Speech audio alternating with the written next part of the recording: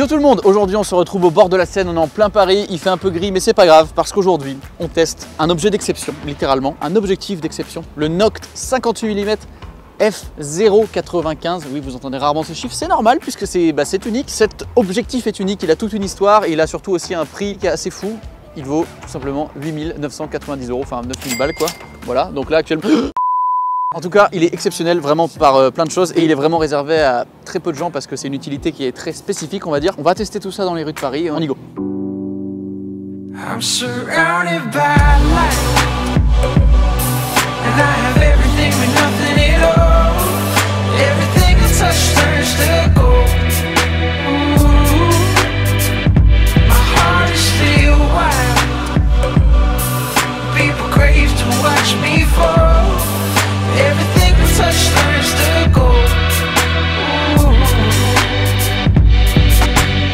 Oui, on se retrouve en studio parce que je veux vous parler pas uniquement de la technique du piqué, etc., de choses vraiment pointilleuses et techniques, parce que moi je vais vous parler un petit peu aussi tout simplement d'histoire, parce que il a une histoire quand même cet objectif. Cet objectif est tout nouveau, mais il vient pas de nulle part. En fait, dans la création d'objectifs, la course à avoir la plus grande ouverture possible est ouverte depuis bien longtemps, et c'est un petit peu une compétition entre toutes les marques, et évidemment, plus l'ouverture sera grande, plus les complications viennent, et plus ce sera difficile de produire des objectifs qui vont parfois au-delà de f1, par exemple ici f/0.95 voire en dessous. Évidemment c'est bien plus connu sur des montures plus petites pour du micro 4 tiers parce que c'est beaucoup plus simple à faire. C'est surtout pour les plus grands capteurs que c'est vraiment techniquement très difficile à faire. Le terme Noct vient pas de nulle part, c'est Nikon qui l'a inventé, breveté, en sortant un objectif en 1977, donc on remonte un petit peu à l'époque où il n'y avait pas encore de carte mémoire et on faisait tout à la péloche. Ils avaient sorti le Noct 58 mm f1.2, donc c'est pas un f/0.95, c'est f1.2. Ça fait presque un stop de différence, donc 2 fois plus de lumière disponible dans f/0.95 que f1.2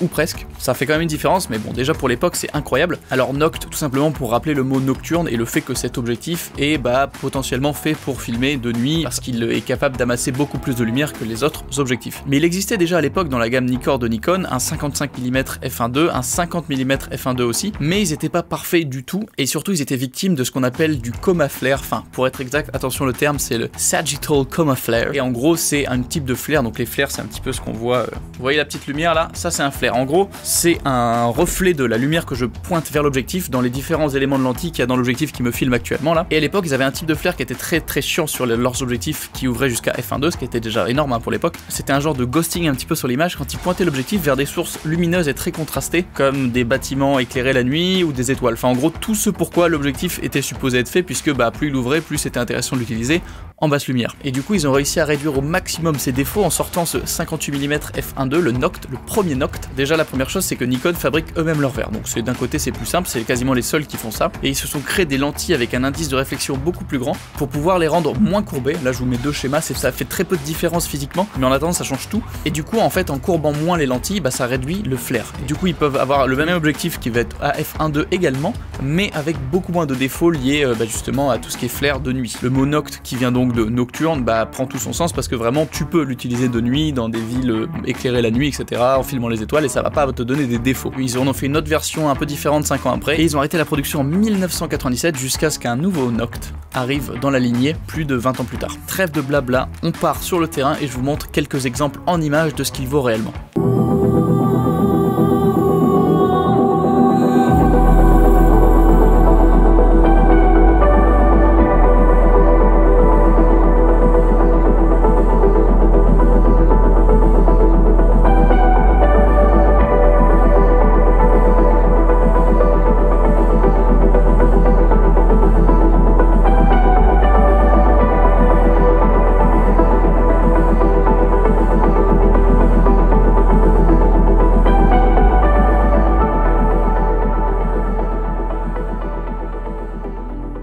Comme vous avez pu le voir, le rendu il est complètement unique, vraiment il est incroyable. Alors après, ce qu'il faut savoir, c'est que ça a des contreparties. Déjà que vous avez sûrement remarqué, il est assez costaud comme en termes de taille cet objectif. Alors pourtant logiquement en 58 mm ou en 50 mm c'est assez petit. Et là non, il fait 2 kg, il est tellement lourd qu'il a un collier de trépied pour justement le mettre lui sur le trépied et pas le boîtier, pour que le boîtier pende derrière tellement il est lourd. Le diaph a 11 lamelles, ce qui rend le bokeh encore plus crémeux, les petits ronds derrière de flou encore plus parfait. Il y a 17 lentilles, ça commence à faire beaucoup, en 10 groupe, donc c'est assez énorme avec des traitements, je vais pas rentrer en détail, mais avec des traitements vraiment haut de gamme pour réduire au maximum les défauts et maximiser la qualité optique de l'objectif. Et son prix du coup est de 8990 €.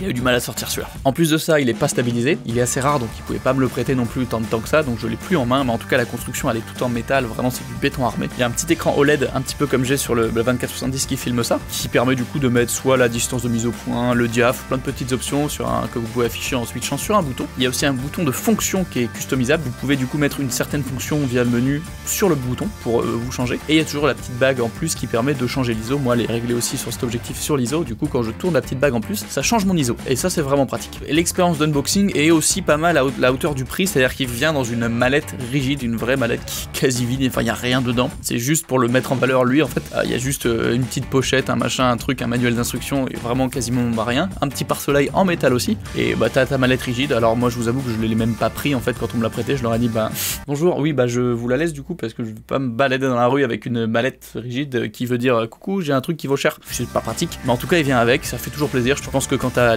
dépensé l'équivalent de tes 2 reins dans un objectif, t'es content qu'il vienne dans une petite mallette, ça paraît normal. Ah oui, j'avais oublié un petit détail, c'est que bah même à ce prix-là en fait, il a pas d'autofocus. Il n'y a pas. Et il n'y a pas d'autofocus, il n'y a pas de mécanique, il n'y a pas de stabilisation, il n'y a pas d'autofocus, il n'y a rien. Ça paraît fou, mais en fait, déjà, faire un autofocus qui est bon et qui suit l'autofocus performant du boîtier dans un objectif qui ouvre à f/0.95 sur un full frame, c'est très compliqué parce qu'en fait, la zone de netteté, elle est tellement infime que c'est un enfer en fait de faire le focus, et du coup le mettre dans un autofocus il faudrait qu'il soit incroyablement performant. Et même si en fait il traquait mon visage actuellement, hein, s'il fait le focus sur mes yeux, mon nez est flou, s'il fait le focus sur mon nez, mes yeux sont complètement flous, en fait c'est tellement compliqué que du coup en fait ça en devient impossible, et surtout ça aurait alourdi encore plus le poids, il aurait fallu qu'il soit plus gros, et bah techniquement je pense que c'était trop compliqué, donc on retourne au focus manuel à la bonne franquette comme dans le temps, et c'est pas plus mal parce que bah c'est un peu, enfin c'est une façon différente de faire tout simplement. Avec le picking on peut s'en sortir mais ça reste compliqué, mais c'est une habitude à prendre aussi. Pour vous montrer, j'ai quand même réussi à faire le focus même à la main sur certains plans. Est-ce qu'on se relancerait pas une petite séquence des familles? Je crois que si.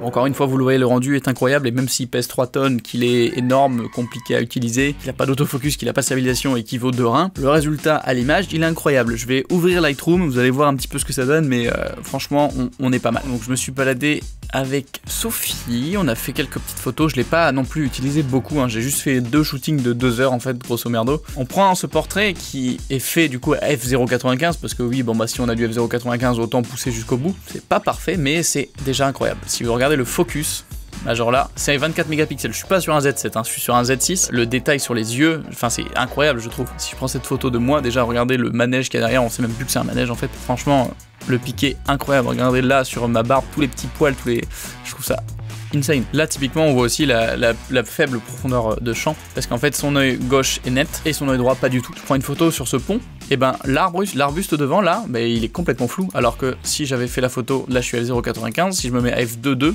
ce qui est déjà pas mal en termes d'ouverture, bah il est net en fait l'arbuste. Donc à cette distance tu peux en fait séparer de ouf le sujet de l'arrière-plan même si t'es loin, ce que tu peux pas faire en temps normal en fait, parce que là vous me voyez bien séparé de mon fond, c'est normal. Et là en fait bah, je suis complètement sur le même plan que le fond en fait, je suis aussi net que le fond. Alors que si j'avais un objectif qui était qui ouvrait beaucoup plus, je pourrais me séparer encore à une certaine distance. Ce que j'ai fait par exemple avec cette photo de Julien le lendemain, où en fait je suis à une certaine distance, et pourtant, donc déjà vous voyez que le mur ça devient de la crème au fur et à mesure qu'on se rapproche de moi. Lui il est net dans son truc, on peut aller voir le piqué est vraiment voilà, excellent. Et l'arrière-plan est complètement flou, alors que pourtant je suis à une certaine distance de lui. Enfin du coup, normalement ça se mélange beaucoup moins bien et le fond va être beaucoup plus visible, alors que là j'arrive vraiment à le rendre flou. J'ai fait des petits exemples, vous voyez, à f2.8, ça c'est le rendu que j'aurai avec cet objectif là, c'est déjà pas mal. Donc derrière c'est ok, après je passe à f0.95 et là si je regarde entre mon f0.95 et mon f2.8, bah, c'est abusé la différence en fait. Vraiment, donc c'est ça en fait qu'on vient chercher aussi avec cet objectif, c'est le rendu, un rendu qui est exceptionnel en fait. En tout cas, c'est déjà incroyable, même à ce prix-là, hein, que ce soit aussi parfait à f0.95, il faut vraiment en être conscient. Il y a cependant un vignettage qui est assez fort à pleine ouverture. Là, si vous regardez l'exemple que j'ai entre f0.95 et f2.2, la différence est magistrale même. Aussi, du coup, avoir une profondeur de champ aussi faible, avoir une zone de netteté si minuscule, et bien évidemment, pour faire le focus, c'est très compliqué puisqu'il n'y a pas d'AF, donc il n'y a pas d'autofocus, c'est toi qui le fais à la main. La bague de focus, elle est incroyable, elle est assez douce et elle fait 360 degrés ou presque,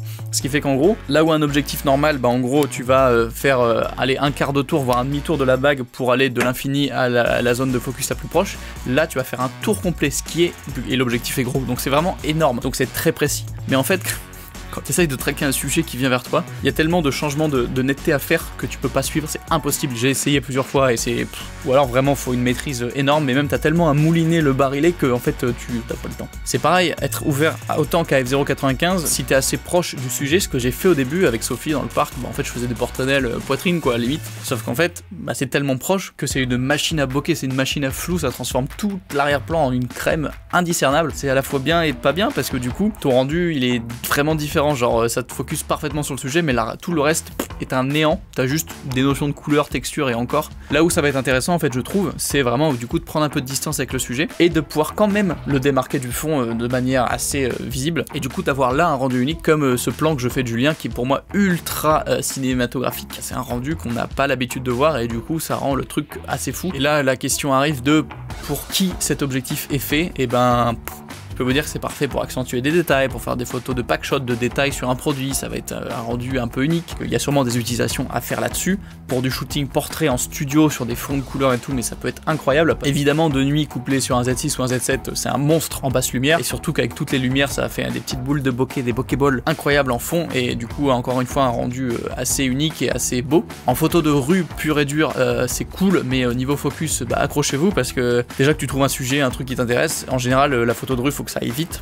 Et bah du coup là le temps que tu fasses la mise au point manuelle, même avec le picking, hein, c'est dur de la faire, vraiment sur l'écran c'est compliqué de bien voir. Niveau discrétion on n'est pas non plus sur de l'excellence parce qu'il est tellement gros que vraiment beaucoup de gens le regardent, donc c'est pas du tout discret, alors qu'en photo de rue tu veux plutôt être discret. C'est pour des gens qui vraiment trouvent une utilité particulière à l'avoir dans leur travail, et il y a sûrement des gens qui sont concernés et aussi qui ont les moyens de se le payer parce que bah voilà, c'est quand même un objectif d'exception qui a un prix extrêmement élevé. C'est un peu un truc inatteignable qui a été fait, c'est une prouesse technologique. Évidemment tu payes pour la prouesse technologique qui, ça se trouve, dans 10 ans sera beaucoup plus disponible au grand public. Un petit peu dans le délire des concept cars ou des voitures vraiment ultra récentes, toutes nouvelles, des télé 8K même qui sortent au CES, et ben elles sont à des prix inabordables, mais parce que la technologie est toute nouvelle, et là au final c'est un peu le même concept. Voilà, je tenais en tout cas à faire une vidéo sur cet objectif parce que je trouve incroyable et je le trouve unique, et bah, je suis intrigué, toujours mon âme curieuse sur des objets un peu d'exception, des objectifs comme ça un peu uniques, qui sont difficiles à obtenir. Déjà merci aussi à Nikon de me l'avoir prêté, et de m'avoir assez fait confiance alors que clairement j'ai joué un petit peu avec le feu, surtout dans l'intro, parce que oui, j'ai fait semblant de le faire tomber 4 ou 5 fois. J'espère que ce petit format un peu différent d'habitude vous aura plu. Si c'est le cas, n'hésitez pas à m'exploser la barre de like, ça ferait très plaisir et ça mettrait la vidéo en avant. Pareil, laissez un petit commentaire pour le référencement ou pour me donner votre avis, une critique, n'hésitez pas. Et puis bien sûr, si vous n'êtes pas encore abonné, ben, n'hésitez pas à vous abonner, à mettre la cloche et les notifications pour ne rien louper. Bref, c'en est fini pour ce test hors norme, et puis on se retrouve pour la prochaine.